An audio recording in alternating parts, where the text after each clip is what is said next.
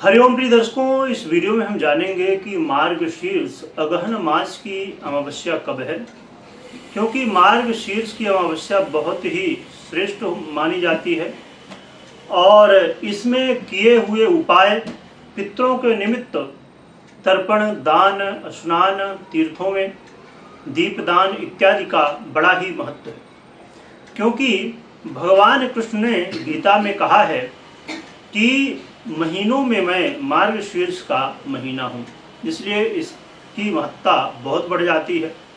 और इस अमावस्या में, मार्गशीर्ष अमावस्या में भगवान कृष्ण का, भगवान विष्णु का पूजन करने से और नवग्रहों इत्यादि का पूजन करने से जीवन में आ रही समस्याएं दूर होती हैं, धन धान्य की वृद्धि होती है, कार्य क्षेत्र में उन्नति प्रगति होती है और पितरों का आशीर्वाद मिलता है, जिससे संतति आगे बढ़ती रहती है, परिवार की वृद्धि होती रहती है।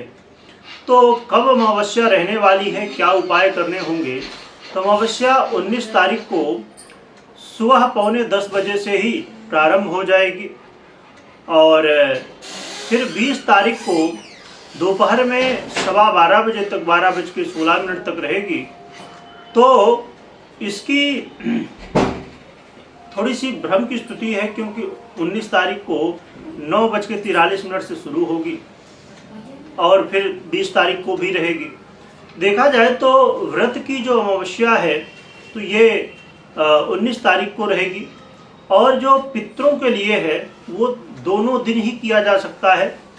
आप क्योंकि मध्याह्न काल, अपराह्न काल में पितरों के लिए चाहे वो आप तर्पण कर रहे हो या पितृ कार्य जो भी कर रहे हो, तो अमावस्या के दिन आप दोनों दिन ही कर सकते हैं।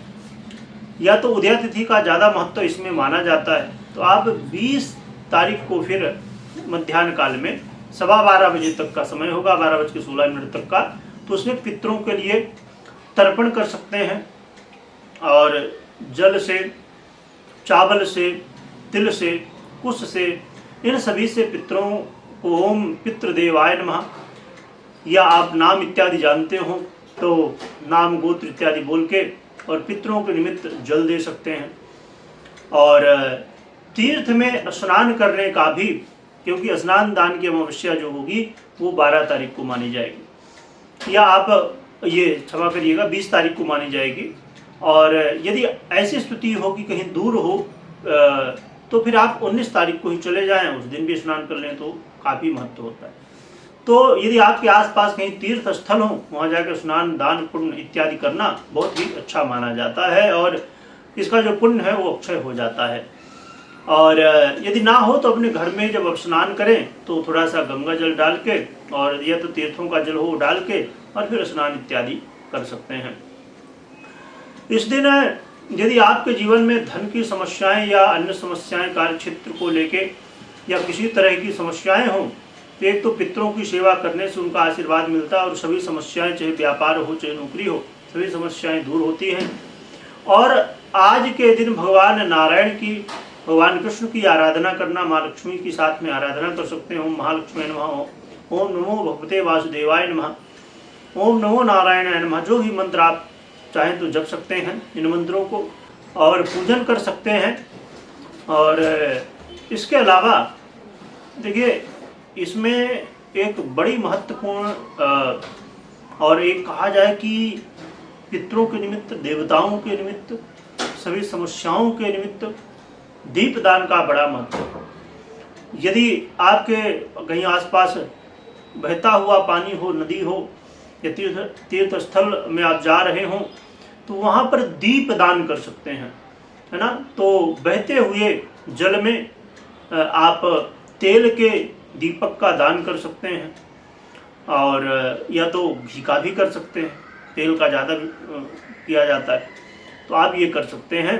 देवताओं के निमित्त यदि करते हैं तो आप घी का भी कर सकते हैं, यदि पितरों के निमित्त करते हैं तो घी और तेल दोनों का कर सकते हैं।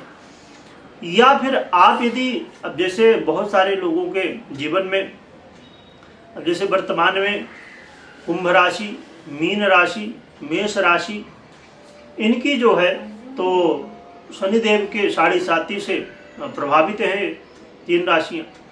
और सिंह राशि के लिए धनु राशि के लिए भी ढैया के रूप में शनिदेव जो है तो प्रभाव डाल रहे हैं। तो ये या अन्य आपके जीवन में महादशा चल रही हो, शनि की अंतर्दशा या अन्य ग्रहों की समस्याएं हों, तो शनिवार राहु केतु इत्यादि ग्रहों की समस्याएं हों, तो शनिवार ये अमावस्या के दिन सायंकाल में या जब भी आपको समय लगे तो सायंकाल में करें तो और बढ़िया है।